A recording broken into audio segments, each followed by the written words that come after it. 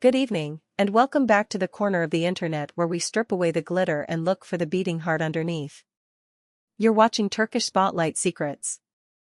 Normally, we chat about premieres, scripts, and big ratings. Tonight, we put all of that aside. The script is gone. The spotlight is softer. We are not talking about characters or roles, we are talking about people.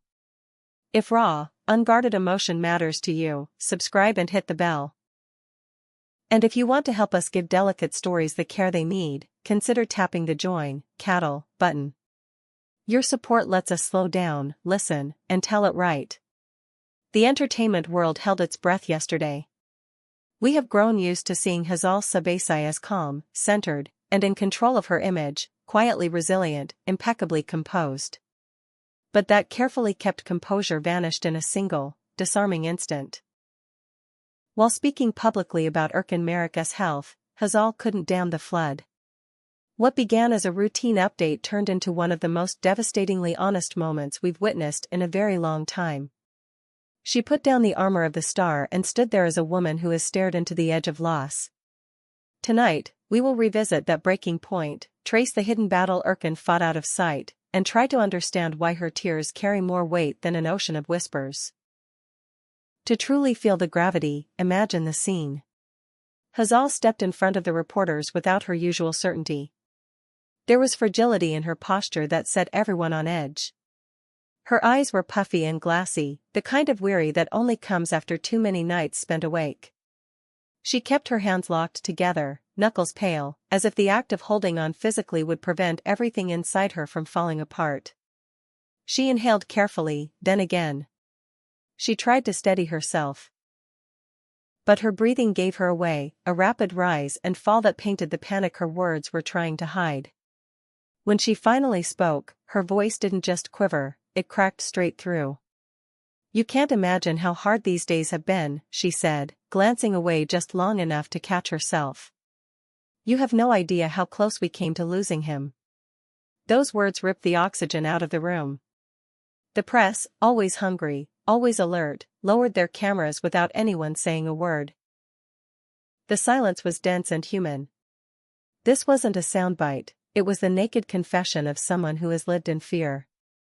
In that instant, a realization swept over everyone present. While the world was gossiping about projects and labels, these two were fighting a private war that had nothing to do with fame. Reliable sources familiar with the situation confirmed that Erkan had been wrestling with a serious health issue for weeks, maybe longer. In true Erkan fashion, he kept it private. He wanted to be the strong one, the steady one, the person who doesn't make others worry. He kept playing the role of the invincible gentleman until his body, stubborn as it is, could no longer back up the bravado. Then things turned fast. There was a sudden downturn. An urgent intervention followed.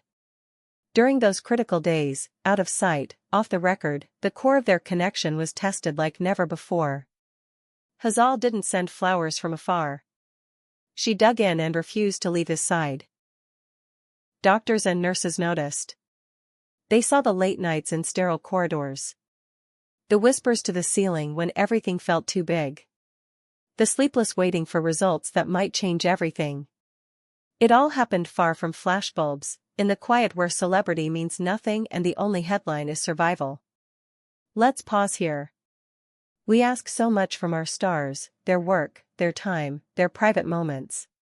But a scene like this forces us to remember their humanity. Seeing Hzal tremble, hearing that edge in her voice, and knowing what Erkan has been through, it changes something in us.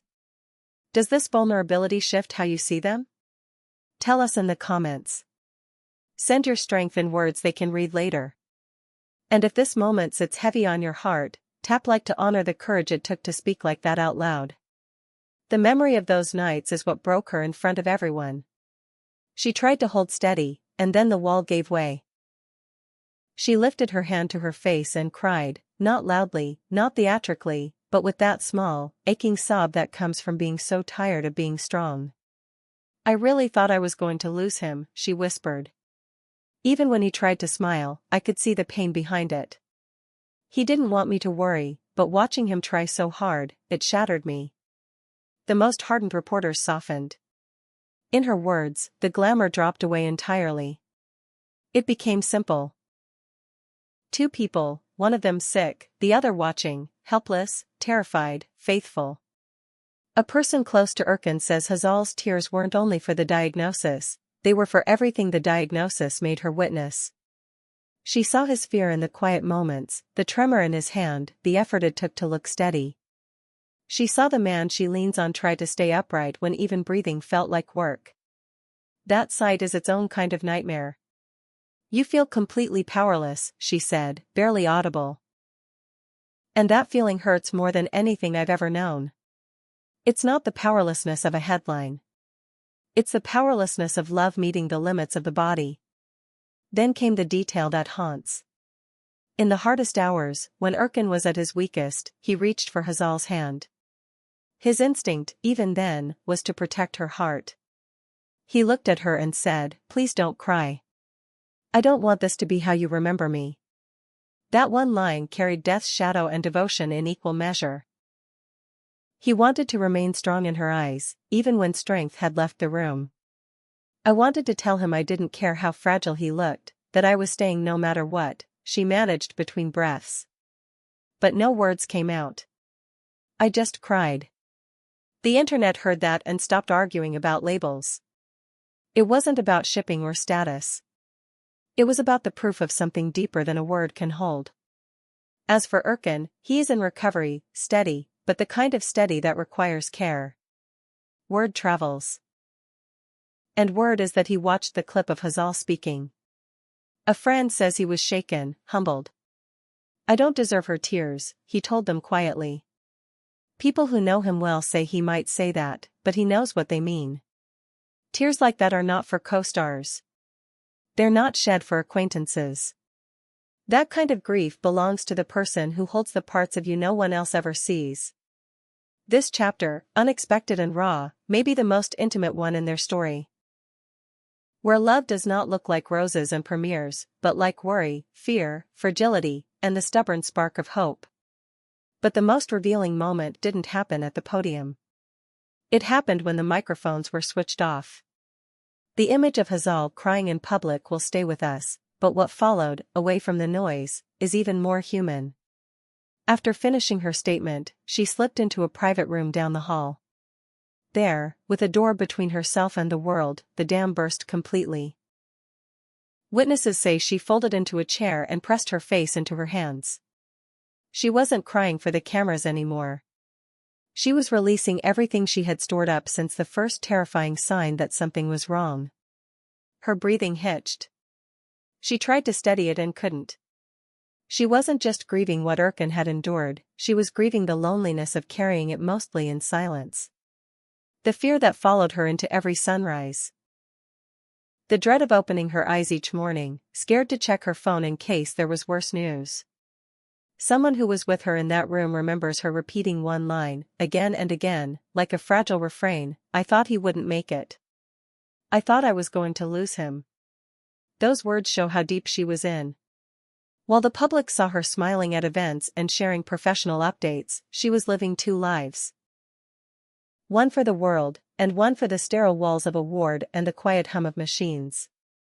And all the while, she kept seeing his effort to smile so she wouldn't fall apart. Hazal avoided making predictions about the future. She didn't announce a project. She didn't define what they are or aren't. Instead, she left us with a simple sentence that echoed longer than 100 press releases: "He's here, he's improving, and for me, nothing else matters." That line is not grand. It's not showy.